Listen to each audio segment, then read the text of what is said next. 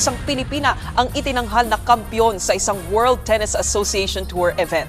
Yan ay si Pinay tennis star Alex Ayala na ngayon world number 20 na. Isa na namang makasaysayang match ang ipinamalas ng Pinay tennis star na si Alex Ayala. Nakuha ni Alex ang pinakamalaking panalo sa kanyang karera, ang pagiging kampiyon sa WTA 500 Mubadala DC Open.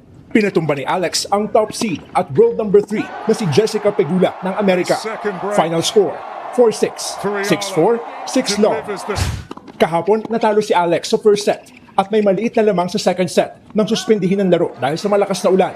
Pero matapos maantala ang match, tila napaganda pa ang sitwasyon para kay Alex. Nang magpatuloy ang laro kaninang hating gabi, oras dito sa Pilipinas, naipwersa ni Ayala ang deciding set. Hindi niya na pinascore si Pegula sa ikatlong yugto at kalaunay nasungkit ang kampyonato. Si Alex ang kauna-unahang Pilipinong nagwagi ng WTA Championship. It's Ayala's magical moment. So thank you to all my supporters, especially the Filipino community here in DC and back home and wherever you are in the world. I feel all the love. Maraming salamat mga kababayan. Bago na pabagsak si Pegula, nauna nang pinauwi ni Ayala ang second seed na si Elina Svitolina sa quarters, third seed Naomi Osaka sa semis, at ang defending champion na si Leylah Fernandez sa round of 16. Hindi birong mga kalaban na pambihirang pinataob lahat ni Alex. Maging si Pangulong Bongbong Marcos, proud na proud sa pagiging kampiyon ni Alex. Siya raw ang nagpapaigting sa inspirasyon ng maraming batang Pilipinong nangangarap sa sports. Dahil sa historic win, umakyat na rin sa career high na rank 20 si Alex sa WTA. Mag-uuwi rin siya ng $252,000 o nasa 15.44 million pesos. Gaano kayaman si Alex Ayala? Kung may isang atletang Pilipino na pinag-uusapan ngayon sa buong mundo, malamang naiisa ang pangalan na agad na papasok sa isip ng marami, si Alex Ayala. Sa murang edad, nakapasok siya sa pinakamalalaking tennis tournament sa mundo, nakalaban ang ilan sa pinakamahuhusay na manlalaro at naging inspirasyon ng milyon-milyong Pilipino. Ngunit kasabay ng kanyang kasikatan, isang tanong ang madalas ding lumalabas. Si Alexandra Alex Ayala ay ipinanganak noong Mayo 23, 2005. Bata pa lamang ay nahilig na siya sa tennis. Malaki ang naging impluwensya ng kanyang pamilya sa kanyang paglaki. Ang kanyang ina, si Riza Maniego Ayala, ay dating national swimmer at SEA Games medalist, habang ang kanyang ama na si Mike Ayala ay isang negosyante.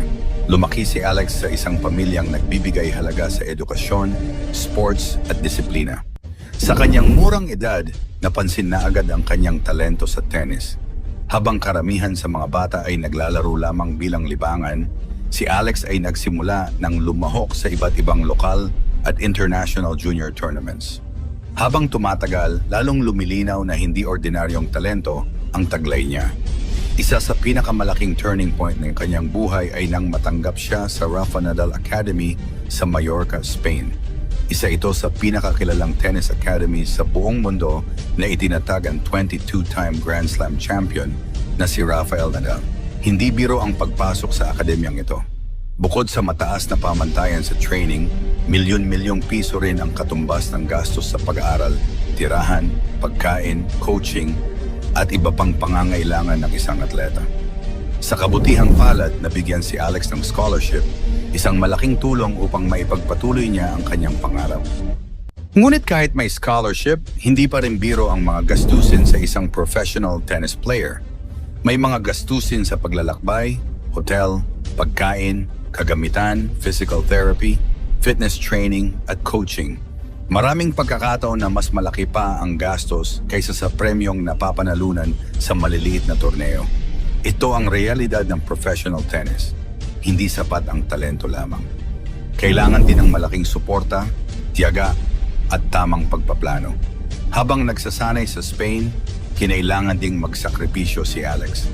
Malayo siya sa kanyang pamilya, mga kaibigan, at sa Pilipinas. Maraming beses niyang ibinahagi sa mga panayam na hindi naging madali ang kanyang buhay sa ibang bansa. Dumaan siya sa homesickness, pagod, pressure at matinding kompetisyon laban sa ilan sa pinakamahuhusay na batang tennis players sa buong mundo. Ngunit sa halip na sumuko, lalo pa siyang tumatag.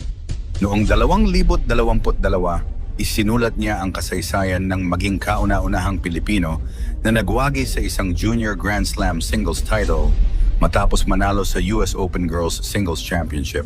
Isa itong napakalaking tagumpay para sa Philippine tennis. Ngunit alam ni Alex na ang junior success ay simula pa lamang. Mas mahirap ang paglipat sa professional circuit. Sa professional tennis, halos bawat linggo ay may torneo at bawat pagkatalo ay may katumbas na pagkawala ng ranking points at kita. Sa loob ng ilang taon, patuloy siyang lumaban sa ITF at WTA tournaments upang unti-unting umangat ang kanyang world ranking.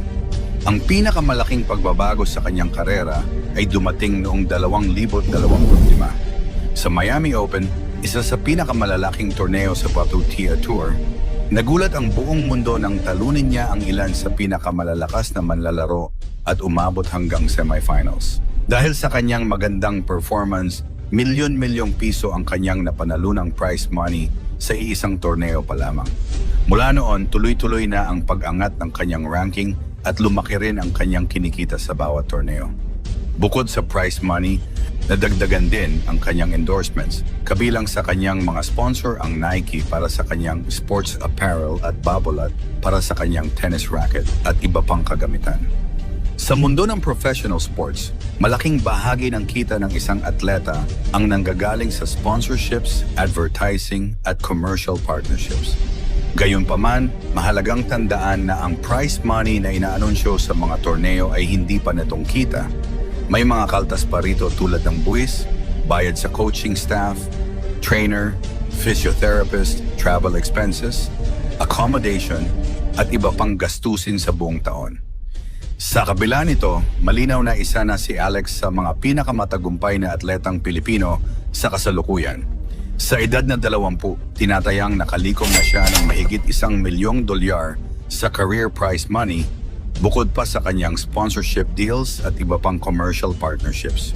Ngunit kung tutuusin, hindi pera ang pinakamalaking tagumpay ni Alex Ayala. Ang tunay niyang yaman ay ang disiplina, ang kakayahang magsimula muli matapos matalo, ang tapang na makipagsabayan sa pinakamahuhusay sa mundo.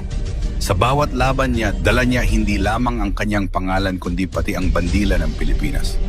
Sa bawat panalo, mas marami pang kabataang Pilipino ang nai-inspire na mangarap. At marahil, iyon ang pinakamahalagang naiambag ni Alex Ayala. Hindi lamang siya kumikita ng milyon. Nagbubukas siya ng pinto para sa susunod na henerasyon ng mga Pilipinong tennis player. Habang bata pa siya, marami pang pagkakataon ang naghihintay sa kanyang karera.